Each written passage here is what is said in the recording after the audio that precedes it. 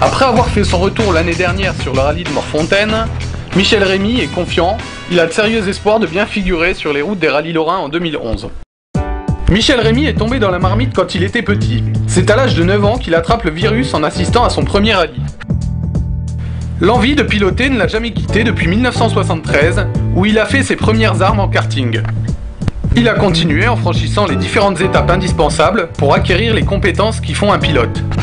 De sa première R8 Gordini à sa voiture actuelle, bien des expériences matérielles et humaines ont émaillé son parcours.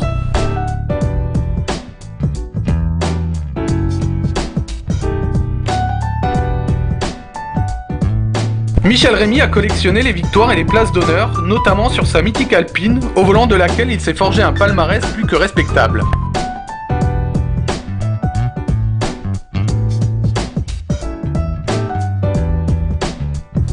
Mais le sport automobile coûte cher et demande beaucoup de temps. C'est probablement en partie pour ces raisons que Michel s'est écarté des circuits en 1995 pour n'y revenir que l'année dernière.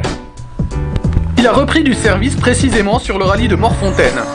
Il savait qu'il ne pouvait attendre un retour fracassant, mais il a fait honneur à sa réputation.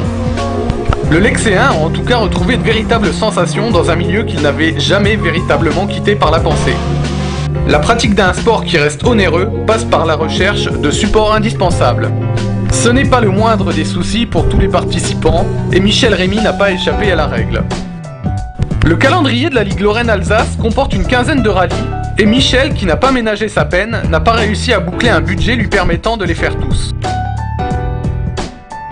Son autre souci a été la recherche d'un copilote, rôle important s'il en est pour ce genre d'épreuve. Et finalement, c'est son frère Alain qui a accepté de reprendre du service. La complicité qui lie les deux frangins devrait être déterminante dans cette épreuve.